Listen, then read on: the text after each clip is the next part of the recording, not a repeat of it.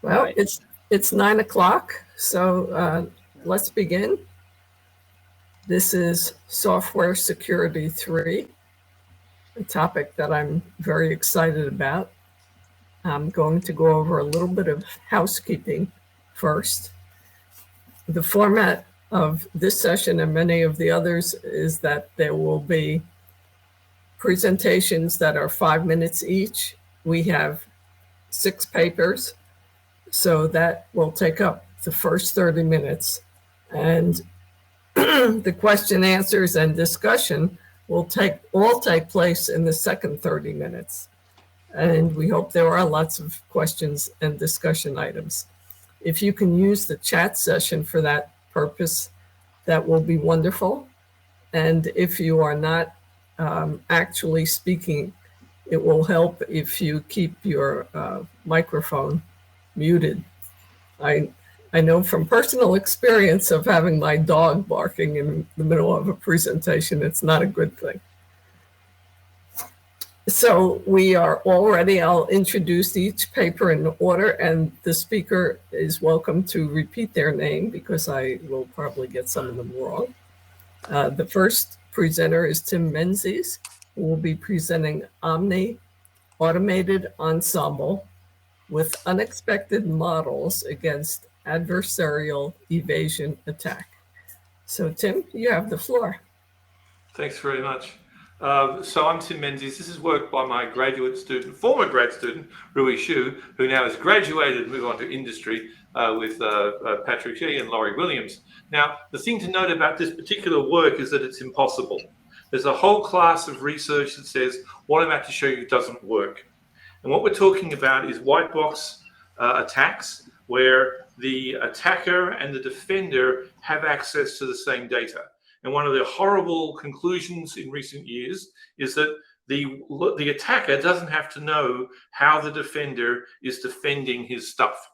So if the attacker, if she's got something looking for viruses attached to PDFs, and she learns a defense using learner 1, the attacker can use a different learner on the same data to discover the same hyperspace boundary that separates benign from malicious examples that the defender knows about, and then the attacker can work out how to add a little bit of noise in the zone near the border, thereby confusing the defender.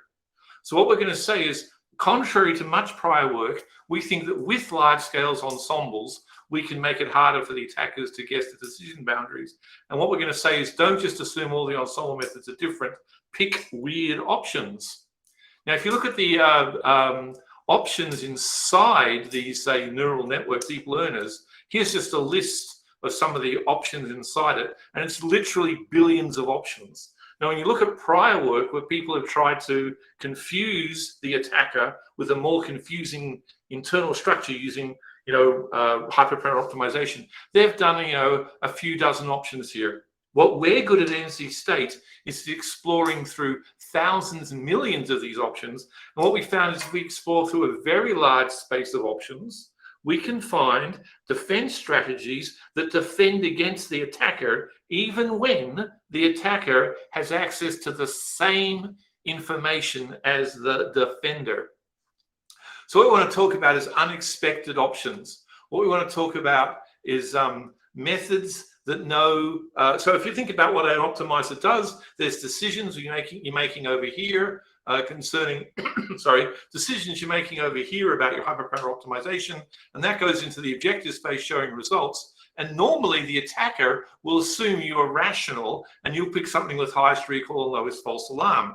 What we can show is there's probably a solution very close to that one that comes from a radically different part of the decision space. So you can use a support vector machine with a different radial bias function as opposed to a deep learner. Massive, massive variances. Now, to check this out, we used our case studies were PDF carrying malicious viruses. And we took all these different data sets, standard methods, and all these different methods for attacking, and we tried different scenarios. And the hypothesis is the weirder we can make the defense, the harder it is for the attacker to get in. And so we'll pick things that give roughly the same objective score as the best solution, but in decision space are very far away.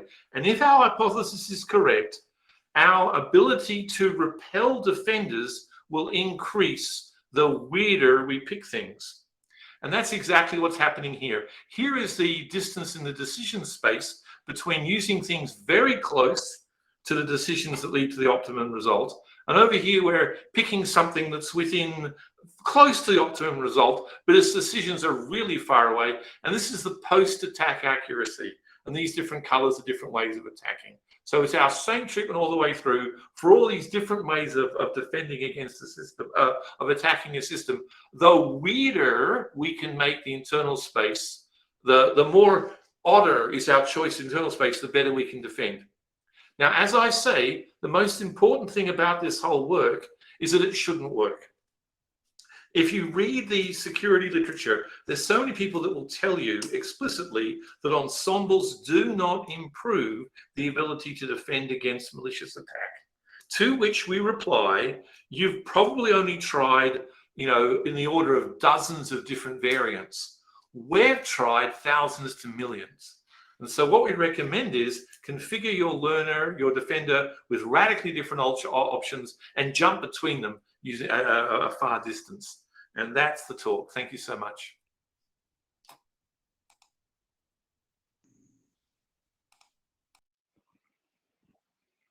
Perfect. With that, as mentioned, we're going to do all the talks successively without any break in between them, and then we'll have discussion period after all the talks are finished. So our second talk is what are the weak links in the NPM supply chain? And that's really interesting to me because I've been doing some work in supply chain. And our presenter is Nusrat Jahan. Can you all see my screen? Yes. Hello, everyone. My name is Nusrat Jahan, a PhD student at NC State University. And my talk today addresses the weak link signal in software supply chain, especially the risk and measurement of these signals in NPM ecosystem. I worked on this project during my internship at Microsoft, where we also with NPM and GitHub. So with the increasing reliance on third-party libraries, our supply chain has become very complex and comes with a number of risks that have led to many high-profile supply chain attacks. Different breaches have different causes and involve different steps to execute a supply chain attack. In order to secure our supply chain, we have to adopt an adversarial mindset. And this is what exactly we did in this study. We studied the NPM ecosystems from a data-driven attacker hat, especially how an attacker use and evaluate the publicly available metadata to identify the weakest link in a software supply chain and then execute a large supply chain attack. In this study, we have proposed and measured 6 weak link signals, and here are the glimpses of these 6 signals. As per signal, we examine the maintainer email address and their domain to determine whether the domain is expired or not. We found that there are 2,842 NPM maintainers whose domain were expired, and you can purchase their domain directly from domain register sites. Then, as part of a malicious package analysis, we observed that in NPM, 94% malicious package use install scripts. Our analysis shows that only 2% package in NPM use install scripts. However, there are 362 popular packages on that list. There are 362 packages on that list that are very popular. Then our next signal is unmaintained packages. We measure the number of packages that has been inactive for last 2 years and the number of maintainers who did not own any package in NPM, own any active package in NPM for last 2 years. We found that 58% packages in NPM were inactive, but what is more crucial is that 44% of these maintainers don't own any active package in entire NPM for last 2 years, indicating the potential risk of account takeover attack. Then our last three maintainer trust, for example, too many maintainer. If small packages like those in NPM are linked with a large number of maintainer, it increases the attack surface. For example, here you can see that we are trusting 14,566 maintainers to if we are using these 421 popular packages. Then our last signal is too many contributors where maintainers can be overwhelmed by the number of contributors and their contributions. The greater the number of contributors, the greater the number of locations where security flow can affect. And as a maintainer, they have to make sure that they meticulously review all those contributions from different contributors in order to secure their in order to avoid security risk. Here you can see in 23 popular packages, there are only 45 maintainers who are accountable for 2,780 contributors. Then our last signal was overloaded maintainer. The influential maintainer or overloaded maintainers can be targeted or used for large attack surface.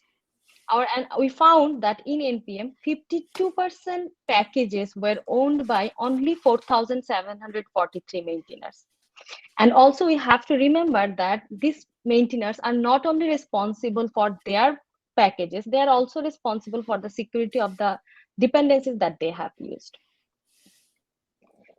Many actions have been taken since we published this study. For example, now both NPM and GitHub consider two-factor authentications as part of as an enforced action for their developers.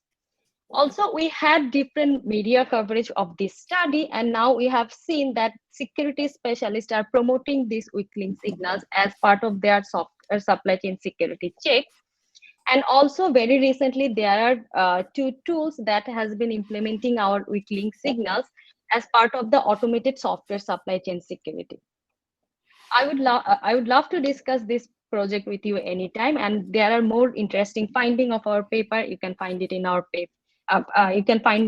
paper. And here is my email address. Thank you. Great, thank you very much. Our next presenter will be Runhan Fang, presenting automated detection of password leakage from public GitHub repositories. And boy, GitHub is something that we are all very familiar with. So with that, I would like to turn it over to Runhan. There you are. Thank you.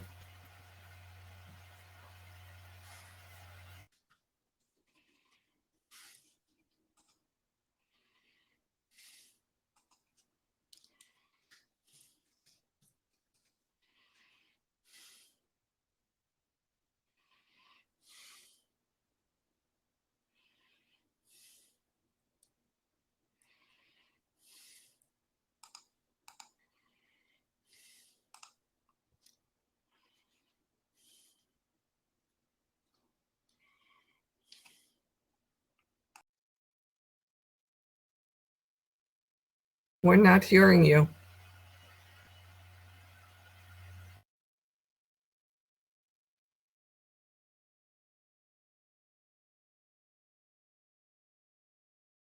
Muted.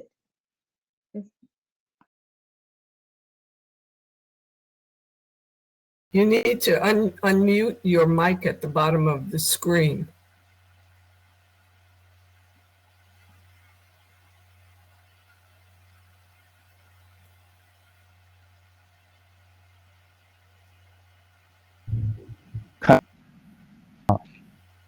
Yes, that's very good. Thank you. Oh, sorry. I will share my window, share my screen. Yeah. Hello everyone, I'm Runhan Feng from Shanghai Jiao Tong University. Today I will introduce our work, automated detection of password leakage from public GitHub repositories. In recent years, the GitHub community has been proliferating. The vast majority of developers use GitHub's free code hosting services for version control and collaborative development. With more and more repositories hosted publicly on GitHub, security and privacy issues come naturally. Credential leakage is one of the most serious problems. Specifically, developers may mistakenly upload their code with sensitive authentication information to public repositories, leading to security threats. Related news emerges endlessly. For mitigation, both academia and the industry have proposed solutions for credential detection. However, existing tools focus mainly on API keys and cryptographic keys, which usually follow specific structures and can be detected effectively with elaborate regex. In contrast, passwords, which are widely used for authentication, are hard to detect with high accuracy. It comes mainly from two challenges. The first is the heterogeneity of passwords, which means passwords could be virtually any strings and do not conform to the distinct structure. The second is the multiformity of source code. Since GitHub repository consists of code written in different programming languages, following diverse syntax and styles. Therefore, existing tools that support password detection are limited by accuracy and generalization ability. In this work, we propose Pathfinder, an automated approach to detecting passwords in code files written in different programming languages. This is the workflow of Pathfinder. Given a file, Pathfinder extracts hard-coded strings as candidate passwords. We decompose the password detection problem from two aspects. Firstly, we focus on the intrinsic characteristics of passwords. Specifically, passwords are not uniformly distributed due to the natural preference for choosing easily memorable passwords. Given a set of strings hard-coded in code files, a human observer can tell which strings are more likely to be passwords because the corpus of passwords has a different distribution against the ordinary strings used in source code. Intuitively, Pathfinder imitates this ability of human beings.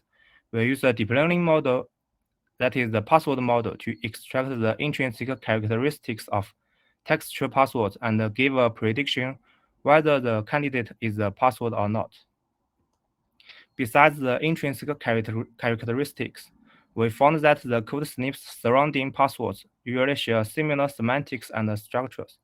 Therefore, we construct another deep learning model, that is the context model, to inspect the context of the candidate passwords and give a prediction that whether the code snippet is used for authentication or not, as an important basis for password detection. Finally, we ensemble the two models. Only when the password and the context model agree will Pathfinder take the candidate as a password. As for the evaluation, we focus on these three research questions. Both the password and the context model perform well on the respective dataset. To measure how effective password is at detecting passwords in source code, we built an end-to-end ground truth. The result shows that Pathfinder performs much better than the baseline. Under the cross-language setting, the performance only slightly declines, which proves the generalization ability of Pathfinder. Armed with Pathfinder, we conducted a large-scale analysis on GitHub. Pathfinder totally discovered over 140,000 passwords from newly uploaded files in 75 days. To further inspect the leaked passwords, we carried out a manual review of the leakage dataset. More details can be found in our paper.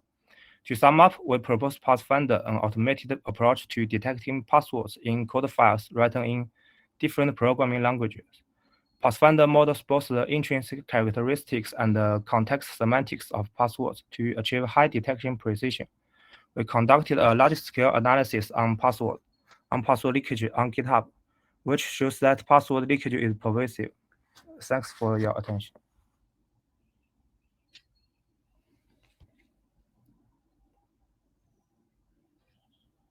Thank you very much. We'll go on to the next presentation is log-based anomaly detection with deep learning. How far are we? And our presenter who is right here, is Van Huang Lei. Yeah, thank you. I will share my screen.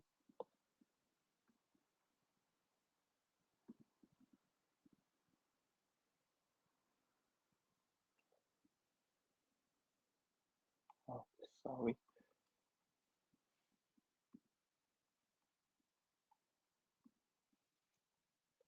Can you see my screen?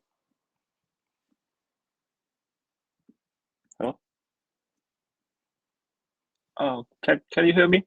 Yeah, perfect. Okay. So good, thanks. Sorry. Yeah, so hi everyone. My name is Huang, and I will present our recent work about log-based anomaly detection with deep learning. Nowadays, software systems such as search engines, social network, and online shopping has become indispensable parts in our daily life. Ensuring high availability and reliability is essential for these software systems. With the increasing complexity and scale of software systems, anomalies have become inevitable. Only a small problem in system could lead to performance degradation, data corruption, or even a significant loss of revenues. Therefore, to record critical system events and status, these systems often generate logs. System logs are actually available practically on every software systems. This is a very valuable resource to understand the system behavior. Engineers can analyze log data to detect anomalies and identify the root cause. Recently, there has been many studies that propose to apply deep learning for anomaly detection from system logs. This study applies deep neural network such as INN, CNN, or transformer to handle anomaly detection problem as either supervised or semi-supervised methods. They share the common framework consisting of 4 steps: log parsing, log grouping, log representation, and anomaly detection. The results reported by existing work seem to suggest that the problem of anomaly detection can be solved perfectly through deep learning. So therefore, to achieve the profiling of how far are we from the solving problem of log-based anomaly detection, we conduct an in-depth analysis on 4 public data sets. And to this end, we first evaluate the importance of training and testing selection methods and the impact of noise on the performance of models. Secondly, we evaluate the impact of data grouping and data pre-processing techniques. Next, we evaluate the performance of models on different quality of data and the performance on the real-world scenarios. And we evaluate 5 representative methods, including deep log, log anomaly, POV log, and so on. This is the result on. This is the result for the importance of data training selection. As we can see that with random data selection, the model can achieve very high results. However, this is because of the data leakage problem, because some data from training phase is linked to the testing phase. Therefore, to evaluate the detection model, we should use the chronological selection to separate data for training and testing by time. And we next evaluate the impact of data grouping technique for anomaly detection models. We can see that different grouping techniques could lead to different results, and grouping by session window could lead to the better results. Next, we evaluate the performance of detection model on different class distribution, we can see that highly invariant data can impact on the model performance. And therefore, more evaluation metrics should be used for comprehensive evaluation. We also find that the data noise can impact to the performance of anomaly detection models. And supervised models are more sensitive to the mislabeled log. And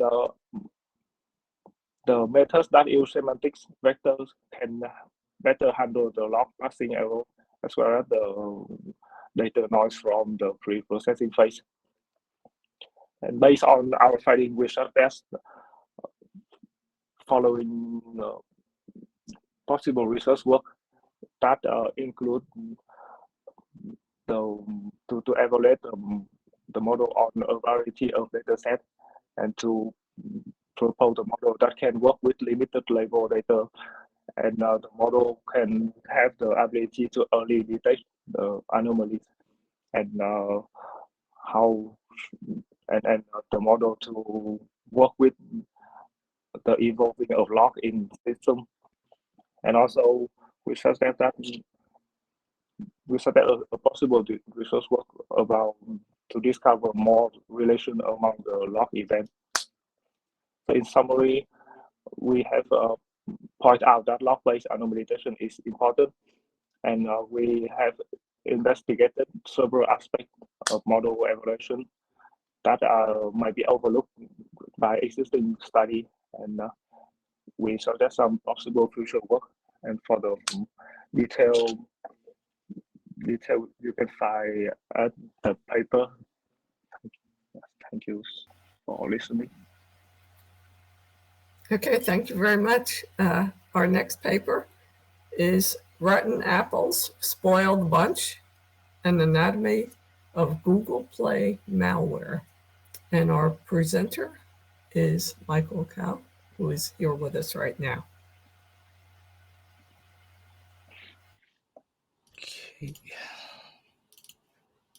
Okay. Can everyone hear me well? Okay, it should be good. Okay, so thank you for the wonderful introduction. Hi, my name is Michael Cao, and I'm here to present a joint work with Khaled Ahmed and Professor Julia Rubin on analyzing Android malware. We all know that despite various defenses, malware still penetrates even the most secure app stores, such as Google Play. And we believe that the first key step to building more effective malware detection techniques is understanding the malware in great detail. To this end, our work makes three main contributions.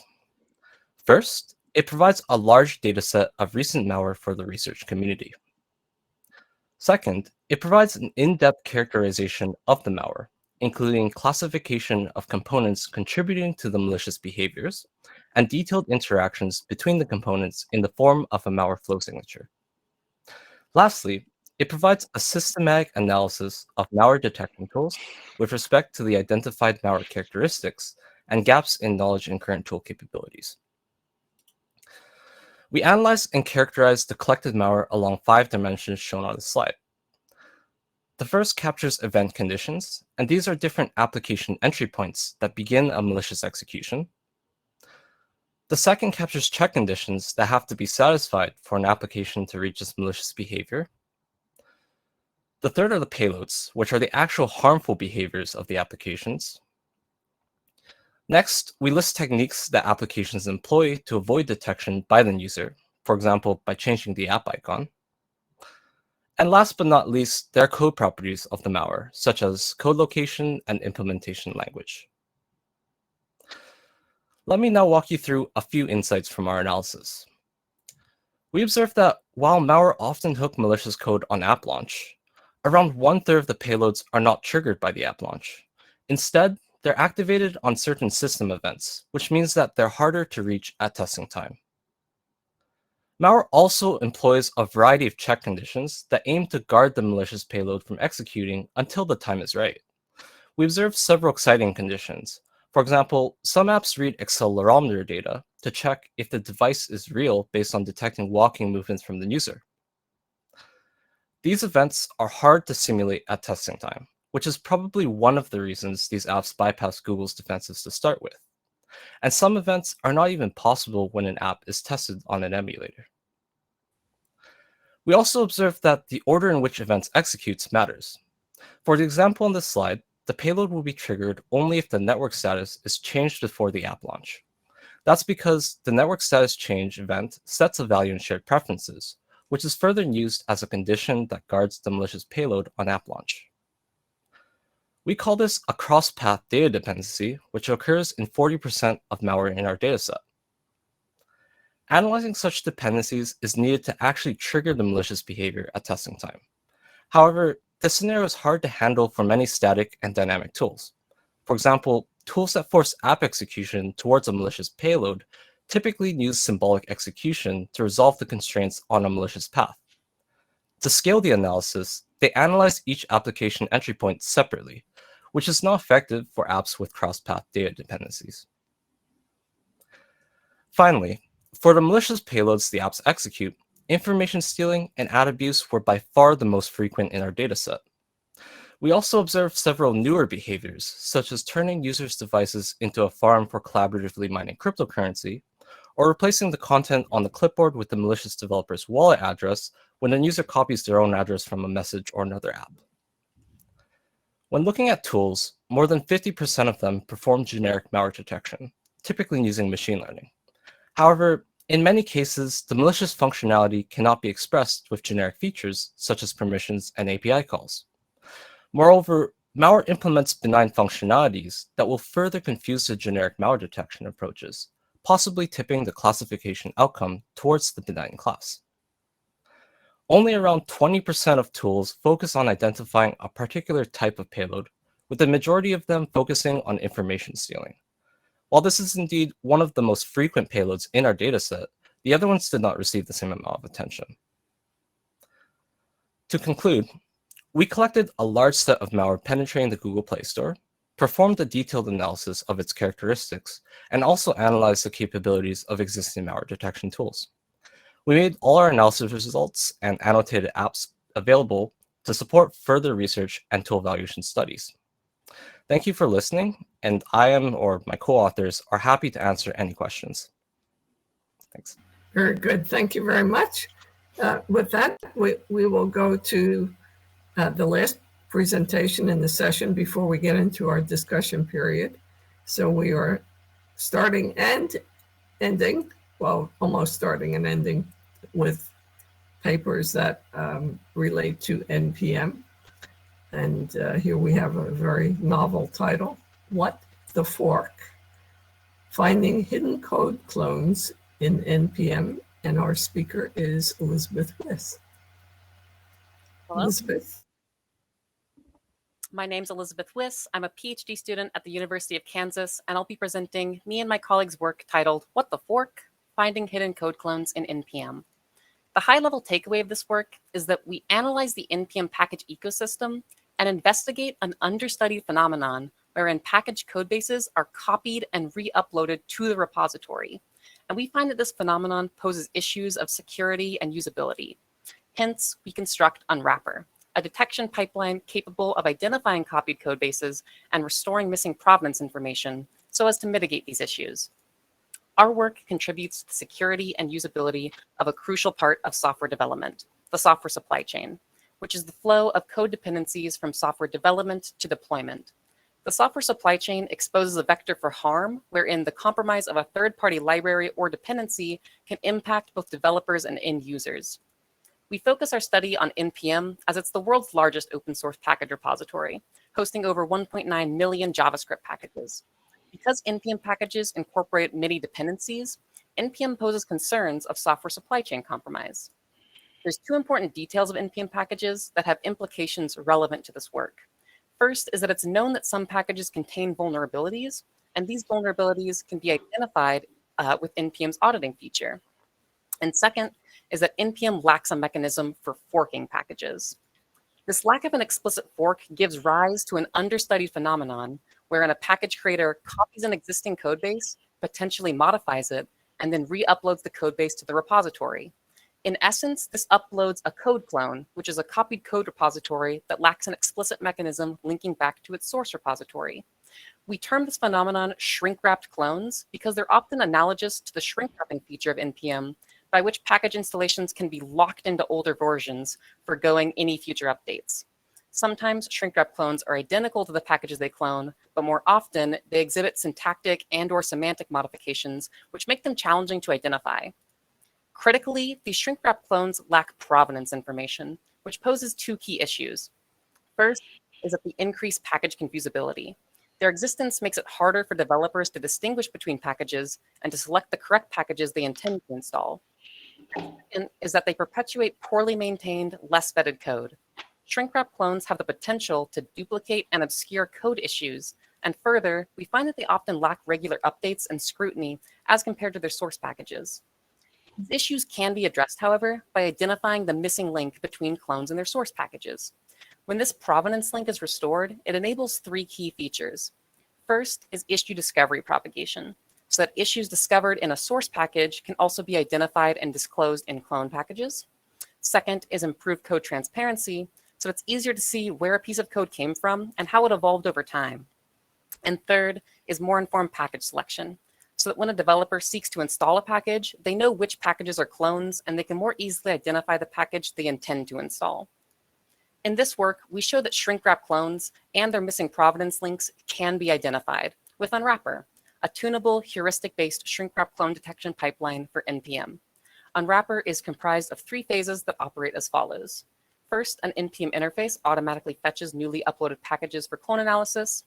We note that this clone analysis requires testing a package against all of NPM, which is a challenging problem of scale. So second, a clone prefilter quickly weeds out packages not likely to have a clone relationship with the given input package. And lastly, potential clones identified by the prefilter are forwarded to the clone detector, which performs clone classification in greater detail. Our key finding is that the shrink-wrap clone phenomenon poses real security issues in practice.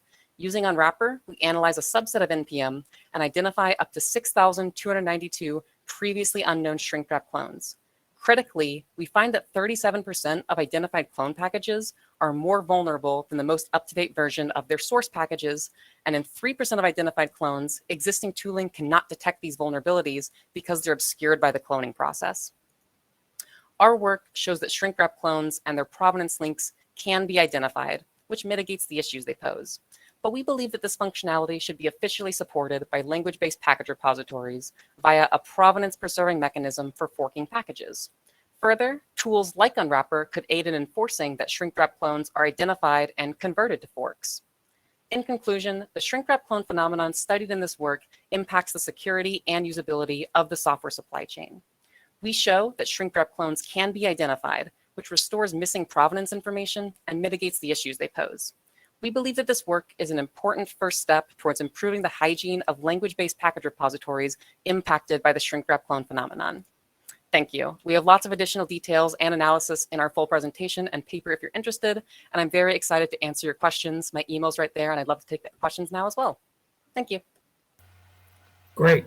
Well, at this point, and we've heard 6 excellent presentations, I'd like to ask the presenters to unmute their microphones. We already have a question on the chat session. I threw in a couple, but we won't go to mine first. So the very first question is from Michael to Nusrat, and we have 2 supply chain papers, which is great because it suggests some interaction on the topic, and certainly in addition, the idea of this huge shared code base causes all of us a lot of concerns. So the first question from one presenter to another is from Michael to Nusrat, saying, "Thank you for a great presentation." And I add my applause. You mentioned that some weak links include having too many maintainers. What's the definition of a maintainer? As that could be quite broad. And more importantly, what would be an ideal number of maintainers for these projects? And then what if it is overloaded? And I also wondered about some of these parameters. How do you know what a good number really is? So we'll hand it to you, and then anybody can jump in who wants to make further comments. Thank you, Michael, for a great question. This is something we actually thought a lot when we were doing this research.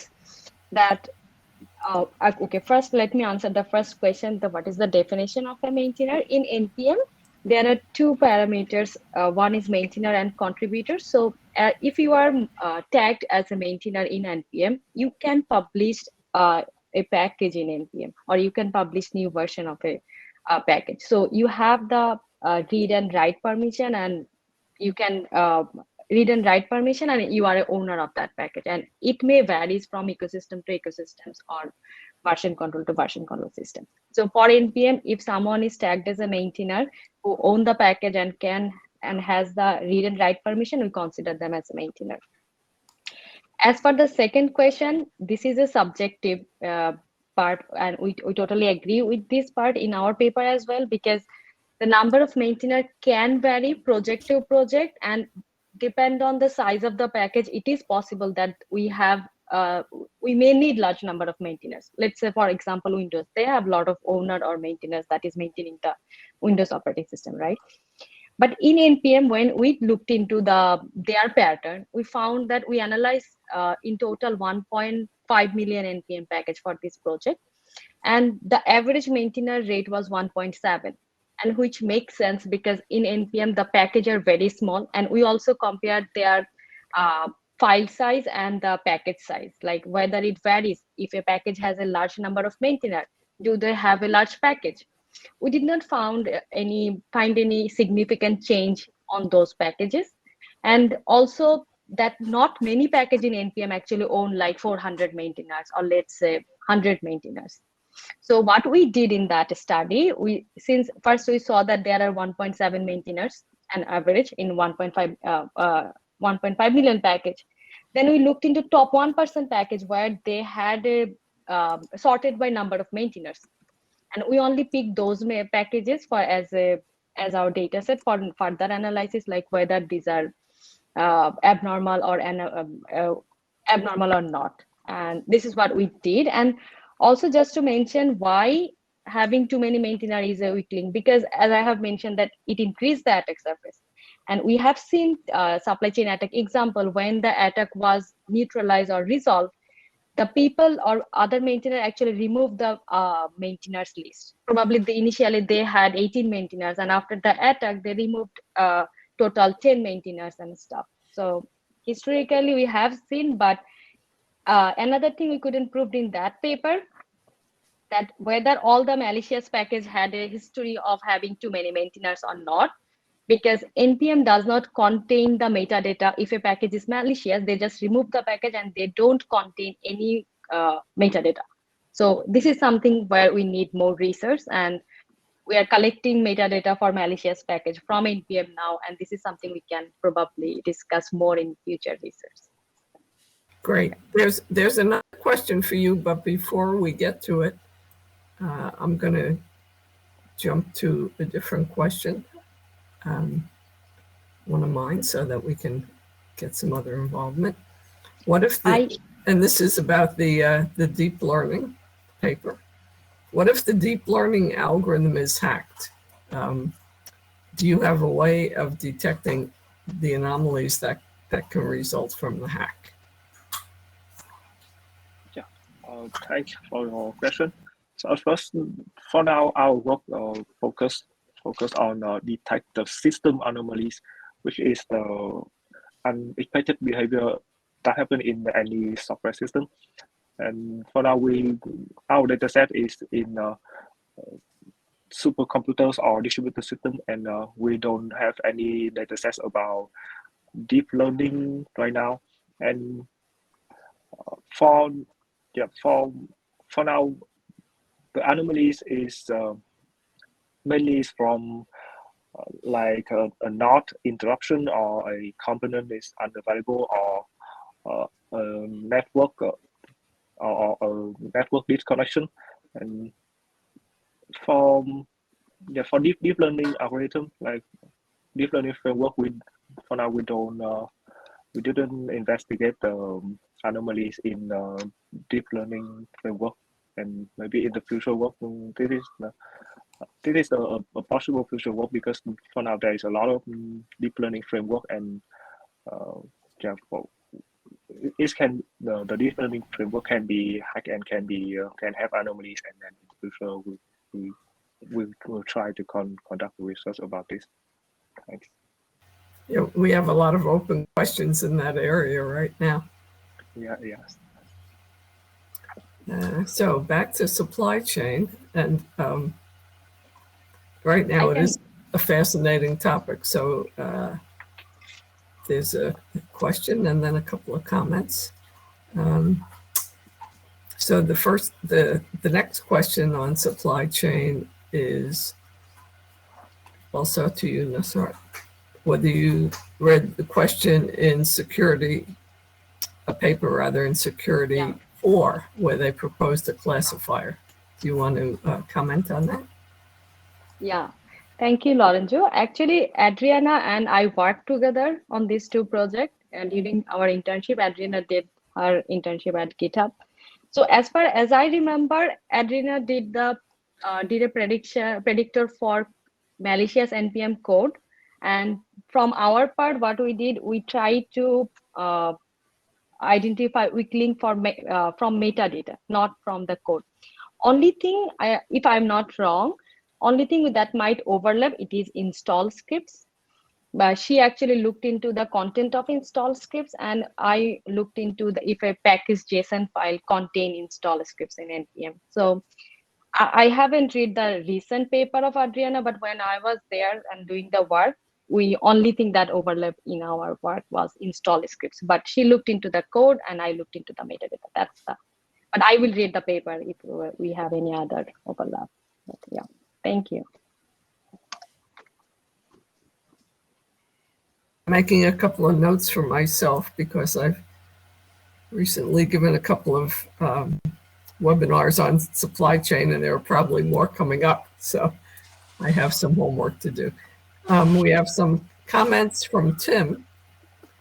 Can it be said that DL tools are also supply chain exposed? We know that these tools come from a very small number.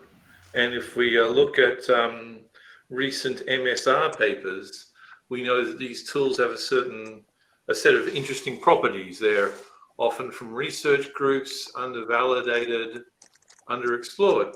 So the question earlier about whether, what would you do if the DL tool was hacked?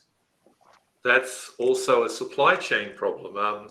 All the machine, how many of us use scikit-learn for our learning stuff, right?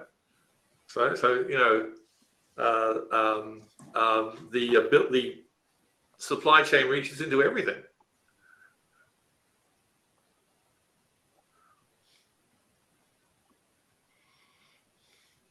Does anybody want to comment on that? I see some nodding in agreement, which is the one of the sad industry observations we've made is that most folks don't use learners with a deep understanding. They use them off the shelf. Like if I ask industry people, how did you set the hyperparameters on your naive-based classifier? Oh, I'm sure it was set by the developer using their superior knowledge of how these things are put together. And I go, So since nobody is talking, maybe I can comment. I'm one of the co-authors of Elizabeth. I think pretty much every tool that gets this kind of widespread usage, and it's built upon open source tools, it's vulnerable to supply chain attacks. So, I guess at a high level, the answer to your question is certainly possible. I don't think anyone has looked too deep into this specific type of tools and the vulnerabilities, but I don't think they're fundamentally different than any other sort of industry standard off-the-shelf tool, and I think they're vulnerable as much as any other tool, which is scary. There's a phenomenon in Australia called the boxing kangaroo. Two kangaroos together will happily play and fight and box each other until one of them is hit hard, at which point the kangaroo will no longer box. We've had an open source playground since 1990s. These supply chain hacks are showing us how brittle we are to that community. At what point do we have to turn our backs on open source methodologies to secure certain resources, lock them up inside trusted sources? I think that brings up a good question about trust. Why do, you know, years ago, it was kind of a congenial thing. We were all colleagues. So trust was implicit when you used open source software. And over time, obviously, that trust is no longer appropriate, but we're kind of trying to figure out, well, what do we do about it? And so we're raising problems, and we have a few ideas for solutions, but it's probably just the tip of the iceberg. In evolutionary biology, there are prokaryotes and eukaryotes, and everything that you know is alive is a eukaryote. It's bigger. The prokaryotes have the property that when they touch, they exchange genetic material. That's why flu is hard to, it's always mutating. We've had an open source prokaryote ideas up to now. Eukaryotes, which actually have barriers which stop things getting in, are what we need to build bigger structures. Without barriers to stop certain things getting in, you can't build and maintain and hold bigger structures for longer and longer. At what point do we step away from biological prokaryote methods and go to eukaryote methods? I'll just throw it there that, and I don't want to hog the discussion and I'll stop talking, but there is not much, there may not be much to turn our back to, to prefer to open source software, because there is, as I understand, no empirical evidence that non-open source software offer any better security guarantees. And in fact, this is I've been in fairly heated discussion as a spectator about whether commercial software is more secure than open source software. And the result is that there is no strong empirical evidence either way. So if we turn our back to open source software, there may not be something else that's necessarily more secure than it. But I'll just leave it at that, because I think there are a lot of open questions related to. It's a matter of cost benefit. People aren't motivated to make their software secure unless there's a demand for it. Otherwise, I've heard over and over again, well, we'll spend money making software more secure, but it'll take us longer. We won't get to market as quickly. While we're developing open source software, we're already donating our time for free. Why should we donate more free time to put in all these security features?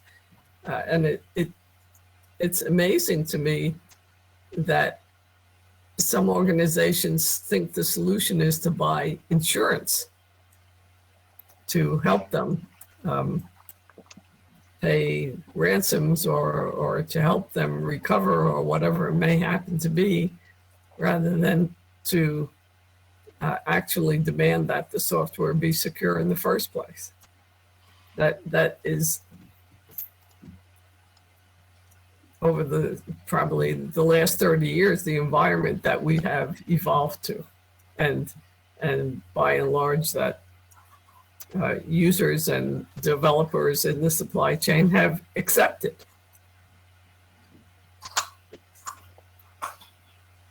I want to add one last comment here. This is something we often discuss in our team, and I'm only talking about NPM. I think NPM needs a trusted package systems. From what I have seen, even if they have 1.9 million package, not all package are important, probably 10% of the package that other people are using. So even if we are thinking from a cost or expensive perspective, NPM just need to secure their 10%. And this is where actually ecosystem manager can come and help, because maintainer may not, they don't even know. It is possible that they don't know about security. Even we had a survey in this paper, and some maintainer actually discussed that we don't care about security because we don't have enough knowledge. But I think this is where NPM can jump in and they can help from an ecosystem perspective. Having a trusted package system instead of managing 1.9 million package or having no checkpoint, it is better to have a small trusted package system for important package probably. Well, sometimes they don't even know what packages they're using. Oh yeah, yeah. So probably checking them by dependence can be an option, but yeah, that's pretty common thing that they don't even know what they are using. Yeah. And often we just install a package just for our use and we don't even care what is inside there or if there is any security issues. Yeah. The standard install script for brew is on Mac is blah blah blah pipe to sh. Yep. Yeah. You know, my God. So that's why I feel NPM might have more, can take more responsibilities from an ecosystem perspective, because from developer it might be difficult. They are open source folk, and how much of that. Lorenzo put a comment in the chat. Yeah. And yes, we do see that. Actually, it's interesting. I went back to some of my files and I found a report from the U.S. President's Council on Critical Infrastructure Protection, which was written in 1997. And it was remarkable to me how many of the areas in that report are coming up now, 25 years later. And yes, some projects are starting to focus on securing critical projects, but there is a long way to go. Other comments and questions?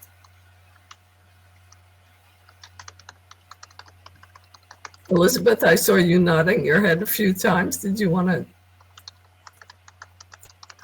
make any points? I don't think I have anything new to add, but I definitely agree with what's been said. There's a lot more that the NPM maintainers could do. I think they've taken a very conservative approach to open source software security, but as seen by a lot of the research in the field, there's a lot of actions that could be taken or ideas to be explored, and I think it's an exciting field to be a part of right now.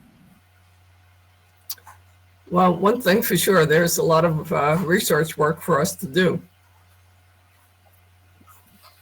Yeah. Any last thoughts? We're almost out of town. I think out of time. Isn't that an old commercial trick? Build crappy software and then charge to repair it.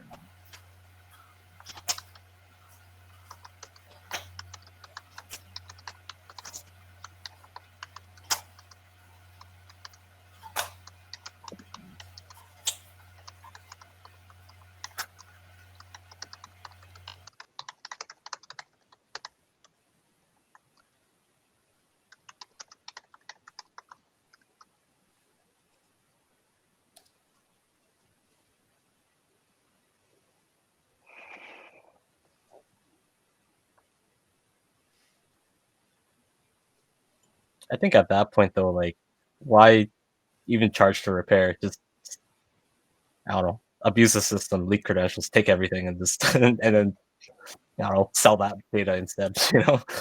At that point.